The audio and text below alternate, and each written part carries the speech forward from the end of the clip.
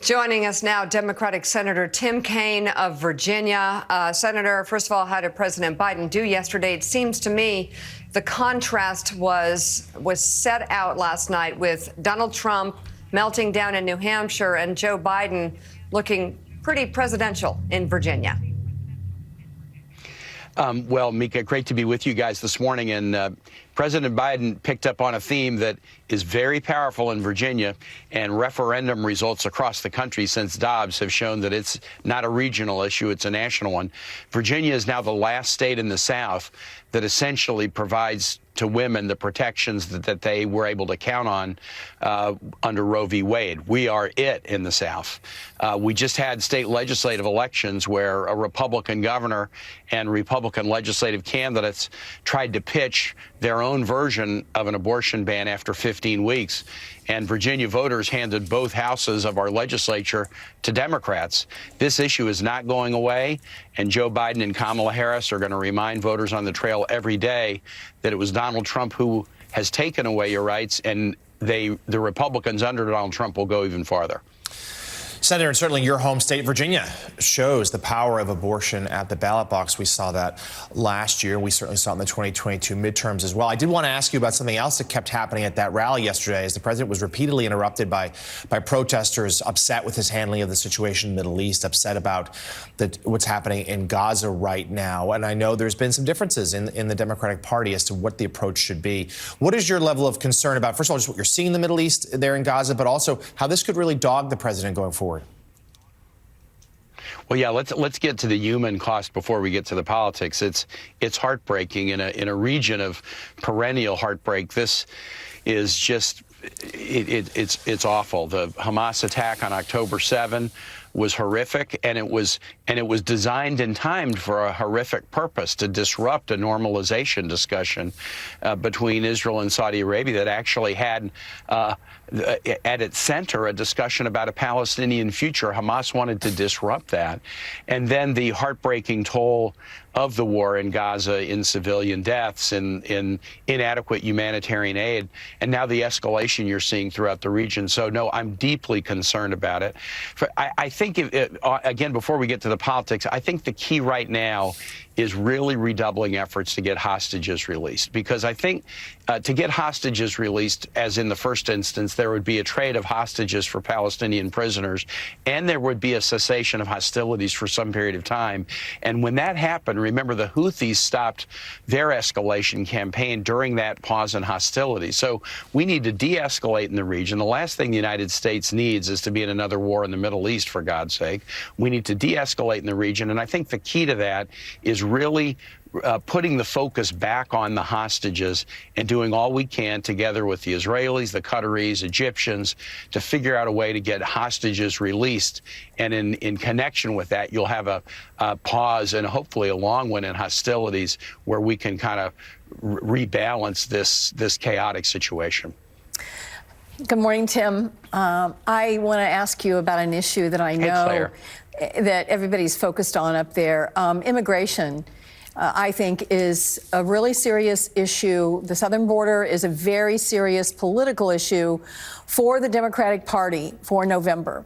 I know that there is negotiations that are coming close to a conclusion between Jim Langford, the Republican from Oklahoma, and Chris Murphy, the Democrat from Connecticut, and that you're very close to having a deal to vote on. My question is this. It's my understanding that Mitch McConnell had a very rough caucus meeting yesterday, that the MAGA extremists within the Republican caucus have taken up the position that the House has taken, that they want the issue more than they want a solution.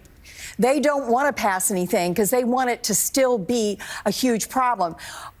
What assurance can you give us that the Democrats will vote on this bill, even if McConnell doesn't have a huge consensus in his caucus about voting for the negotiated immigration fix? Claire, you're right. This is really threading a needle because, some want to just use it as a cudgel. They don't want to solve a problem. Some want to solve the problem but have different ideas about how to solve it. I think you're going to see emerge within just a couple of days a deal that we will vote on in the Senate. I predict it's going to pass in a significantly bipartisan way, but you're going to lose Democratic votes and Republican votes. And Claire, as you know, getting 60 votes, it's different if it's 50 Democrats and 10 Republicans than if it's, 35 Democrats and 25 Republicans. Both add up to 60, but it's completely different in terms of what happens when that bill goes over to the House. And so I think the plan is coming together. It will be Ukraine aid. It will be a border provision. It will be Israel, Gaza. It will be state disaster relief and Indo-Pacific aid, all in one package. But I think it's going to be a package that's going to lose some votes on the left and the right. You'll make everybody mad, but oftentimes that's what has to happen to get something big done, and I think we're close.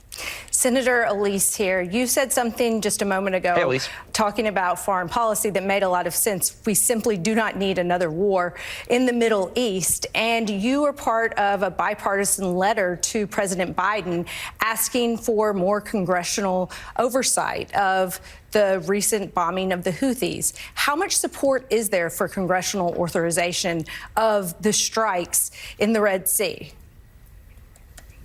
There's a lot of different opinions about it, Elise, but I think there's uniform desire. What's the strategy? What's the path to de-escalation? You not only see the Houthis in the Red Sea, you see Iranian-backed militias in Iraq and Syria. You've got challenges with Hezbollah.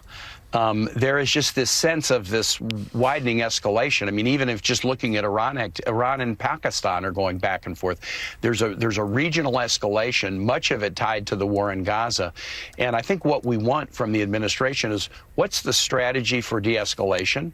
What is the military strategy with respect to the Houthis? If you're doing these attacks to deter and degrade the Houthis, but you're saying that you expect them to respond in kind, and so they're not going to stop, well, then what's the strategy? And then as you get that question, how do we de-escalate? What's the strategy? Then you get to authorization questions. Congress has not authorized any military action against the Houthis in Yemen or the Red Sea.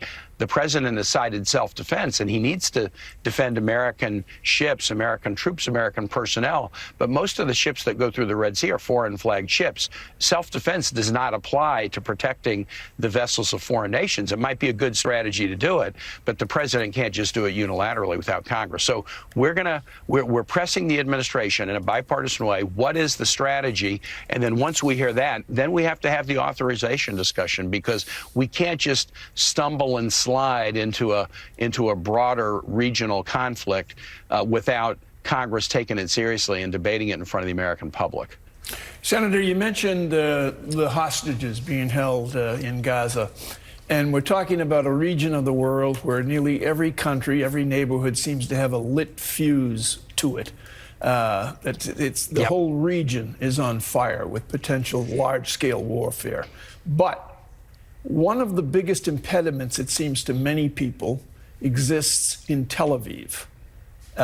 Bibi Netanyahu. Is he a friend or is he a foe? And what do we do about Bibi Netanyahu in terms of ceasefires and finding out what hostages are still alive and can we get them freed? Look, Israel gets to pick its own government, and Bibi Netanyahu is the prime minister and has been for a long time. My personal belief, I think he has made Israel dramatically less safe. I think his decision to fight against Palestinian statehood during his whole career has made Israel less safe. I think his decision that he could kind of help prop up Hamas in Gaza to keep it separate from Fatah and the PA on the West Bank, and that he could manage that tension, that was part of what led to October 7. And so that, and his comments, and then particularly the comments of some of the other members of his cabinet, are not conducive to finding a path forward. But that's why I think let's recenter the discussion on the hostages. I really believe getting the hostages released, and that will require a trade, as the first tranche of hostages did, where Palestinian prisoners get released.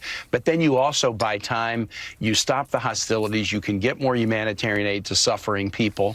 You'll likely stop the Houthi attacks in the Red Sea.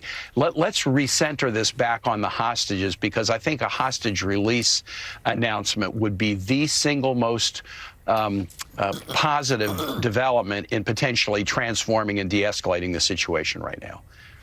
Democratic Senator Tim Kaine of Virginia, thank you very much for coming on the show this You bet. morning. We appreciate it. We'll see you soon.